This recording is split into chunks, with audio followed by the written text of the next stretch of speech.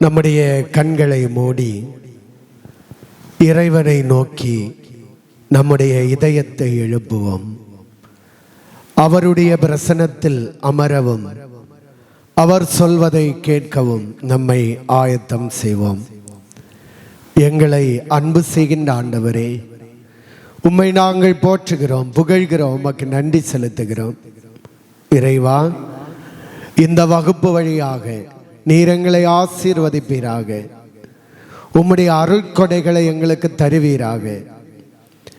இந்த வகுப்பு வழியாக உண்மை விசுவாசம் என்ன என்பதை நாங்கள் அறிந்து கொள்ளவும், இறை வார்த்தைகளுக்கு கட்டுப்பட்டு வாழக்கூடிய அருள்வரங்களையும் எங்களுக்கு தர வேண்டும் என்று செபிக்கிறோம்.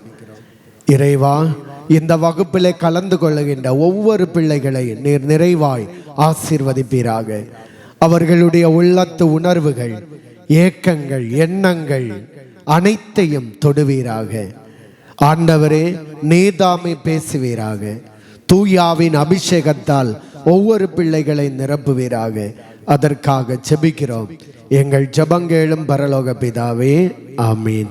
ஹalleluya, ஹalleluya, ஹalleluya, ஹalleluya. மகிழ்ச்சியோடு சொல்வோம் ஹalleluya, ஹalleluya. இயேசுவுக்கே புகழ், இயேசுவுக்கே புகழ். மரியே வாழ்க, மரியே வாழ்க. அன்பு சகோதர சகோதரிகளே, இன்றைய வகுப்பிலே புனித மத்தேயு எழுதிய நற்செய்தி 8ஆம் அதிகாரம் 5 முதல் உள்ள இறை வார்த்தைகளிலே ஆண்டவர் ஒரு அழகான அற்புதத்தை புரிகின்றார்.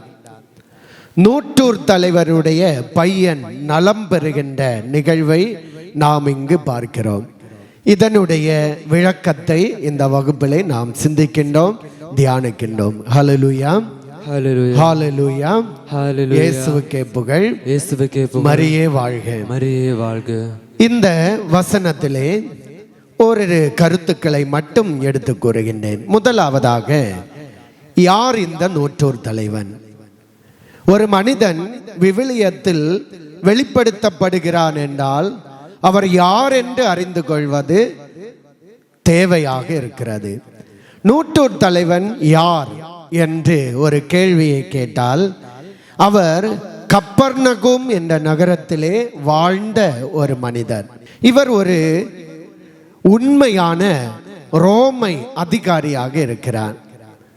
மட்டுமல்ல, 100 பேர்களுக்கு தலைவராக இருக்கின்றார். இவர் ஒரு புற இனத்தவராக இருக்கிறார். யூதர்களை அன்பு செய்த ஒரு மனிதராகவும் இருக்கிறார்.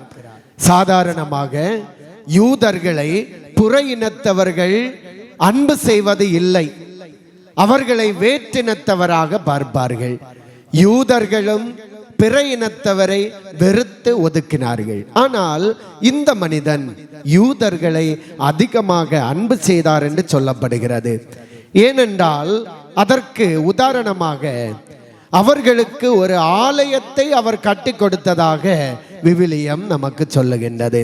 புனித லூக்கா எழுதிய நற்செய்தி 7:1 முதல் 10 வரை உள்ள இறை வார்த்தைகளிலே அதை பற்றி தெளிவாக சொல்லப்படுகின்றது.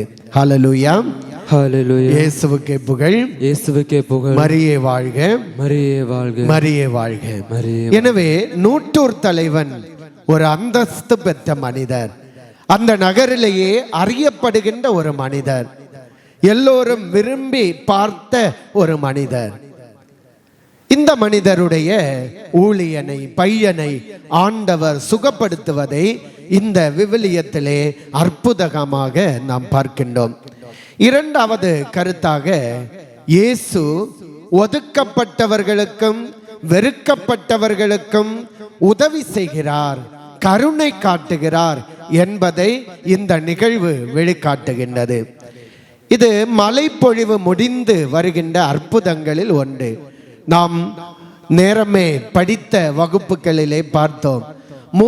மூன்று அற்புதங்களை ஆண்டவர் சொல்லிவிட்டு இடையிடையே அறிவுரை பகுதிகளை வழங்குகின்றார். முதல் அற்புத 3 பட்டியலிலே முதல் அற்புதத்தை கடந்த வகுப்பிலே நாம் பார்த்தோம். அது என்ன? தொழுநோயாளியை ஆண்டவர் குணப்படுத்துவதை பார்த்தோம்.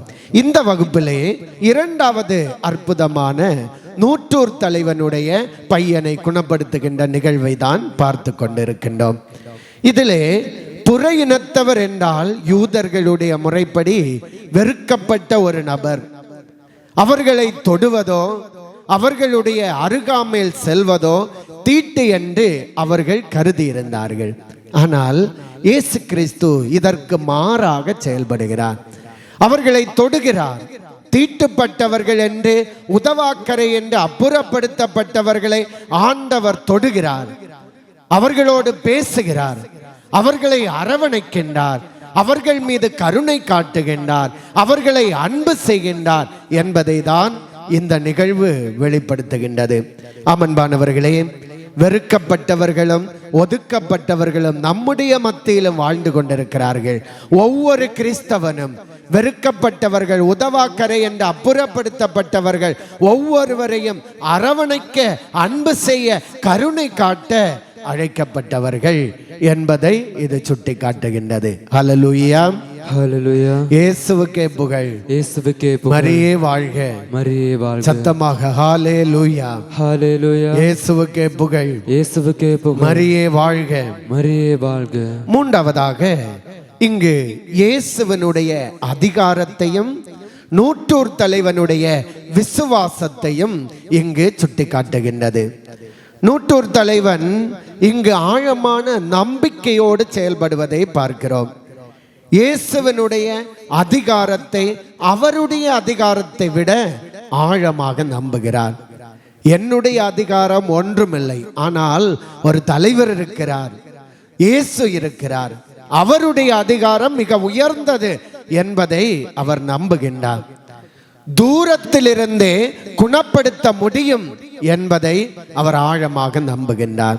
எனவேதான் ஆண்டவரிடம் அவர் சொல்லுகிறார். 8வது அதிகாரம் 8வது வசனத்திலே நாம் வாசிப்போம். நூற்றூர் தலைவர் மறுமொழியாக ஐயா, நீர் என் வீட்டிற்குள்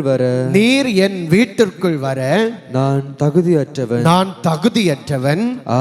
ஆனால் ஒரு வார்த்தை மட்டும் சொல்லும், என் பையன் நலமடைவான். அன்பானவர்களே, ஆண்டவரிடம் கேட்கிறார், ஆண்டவரே, நீர் என்னுடைய இல்லத்திலே வர நான் தகுதியற்றவன், நான் ஒரு பாவி என்பதை உணர்ந்து கொண்டு அவர் சொல்கிறார், நீர் ஒரு வார்த்தை சொன்னால் போதும், என்னுடைய ஊழியன், என்னுடைய பையன் நலம் பெறுவான் என்று அவர் நம்பிக்கையை வெளிப்படுத்துகின்றார்.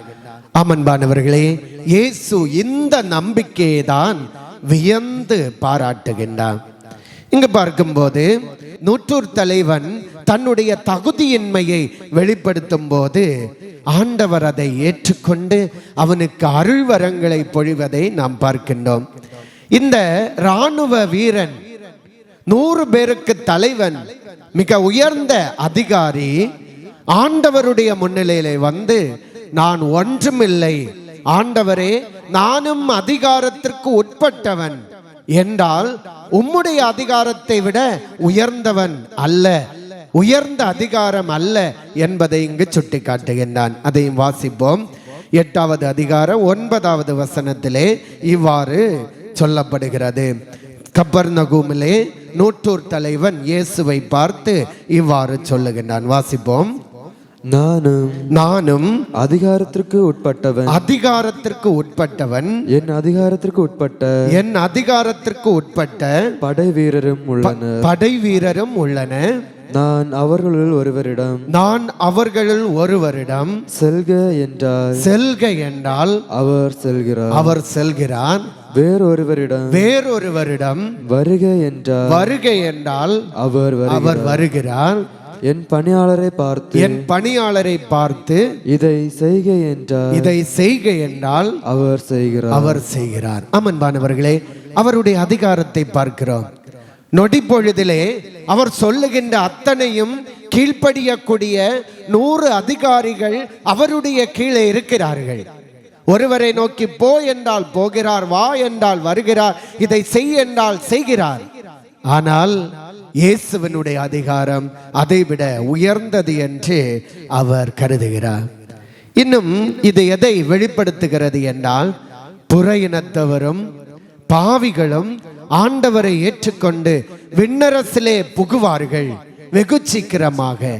கிறிஸ்தவர் என்ற பெயரிலேயே, விசுவாசி என்ற பெயரிலேயே அனுதினம் திருப்பலி, நற்கருணை, பாவ சங்கீர்த்தனம் இவற்றிலெல்லாம் ஈடுபடுகின்ற நம்மை பொறுத்தவரையிலே நாம் எப்படி வாழ்கிறோம் என்பதை ஒரு கேள்விக்கணையாக எழுப்புவதற்காக இந்த நிகழ்வு மத்தேயு நற்செய்தியாளர் அழகாக எடுத்து காட்டுகின்றார். ஹல்லேலூயா, சத்தமாக ஹல்லேலூயா, ஹல்லேலூயா. இயேசுவுக்கே புகழ், இயேசுவுக்கே புகழ். மரியே வாழ்க, மரியே வாழ்க. நான்காவதாக மத்தேயு நற்செய்தியாளர் இந்த நற்செய்தியை யூதர்களுக்கு எழுதினார் என்று நாம் பார்க்கிறோம். யூதர்களுடைய வாழ்க்கை முறை சரியானது அல்ல என்று அப்பட்டமாக எடுத்து காட்டுகின்றார். மட்டுமல்ல, அவர்கள் இயேசுவை மெசியாவாக நம்பவில்லை. இயேசுவை மெசியாவாக நம்ப வேண்டும் என்பதற்காக இந்த செய்தியை ஆண்டவர் மத்தேயு நற்செய்தியாளர் வழியாக எடுத்து காட்டுகின்றார். அவர் மெசியா என்று அனைவரும் உணர்ந்து கொள்ள வேண்டும் என்பதை வெளிப்படுத்துவதற்காக சட்டங்களோ சடங்குகளோ இனமோ மொழியோ அல்ல, மாறாக ஆண்டவரில் வைக்கின்ற நம்பிக்கை, ஆண்டவரில் வைக்கின்ற விசுவாசம் நம்மை உயர்த்துகிறது. என்னுடைய பலவீனமான அதிகாரம் அல்ல, ஆண்டவருடைய முழு அதிகாரமே உண்மையானது என்பதை இந்த நற்செய்தியாளர் நமக்கு எடுத்து காட்டுகின்றார். அமன்பானவர்களே, நுற்றூர் தலைவனுடைய பையன் நலம் பெறும்போது அந்த நலத்தை விட அந்த மனிதனுடைய புற இனத்த மனிதனுடைய விசுவாசத்தை ஆழப்படுத்தி ஆண்டவர் காட்டுகிறார்.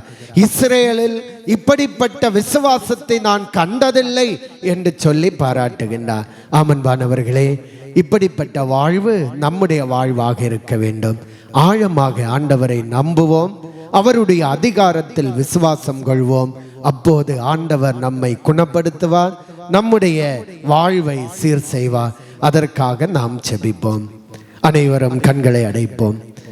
எங்களை அன்பு செய்கின்ற ஆண்டவரே, நூற்றூர் தலைவனுடைய மகனை குணப்படுத்தி ஆசீர்வாதங்களை பொழிந்தது போல எங்களுடைய வாழ்விலும் ஆசீர்வாதம் தருவீராக. அந்த நூற்றூர் தலைவனுக்கு இருந்த ஆழமான நம்பிக்கை எங்களுக்கு தருவீராக. தூரத்திலிருந்து நலம் பெற முடியும் என்ற நம்பிக்கை எங்களுக்கும் தருவீராக. ஆண்டவரே, எங்களுடைய அதிகாரங்களோ, எங்களுடைய பட்டம் படிப்போ, எங்களுடைய பணபலமோ, எங்களுடைய ஆள்பலமோ எதுவும் இல்லை என்பதை புரிந்து கொண்டு உம்முடைய அதிகாரத்திலே அடைக்கலம் வைக்க எங்களுக்கு அருள் வரங்களை தர வேண்டும் என்று செபிக்கிறோம். எங்கள் ஒவ்வொருவரையும் அர்ப்பணமாக்குகிறோம். எங்கள் ஜெபங்கேளும் பரலோக பிதாவே, ஆமீன்.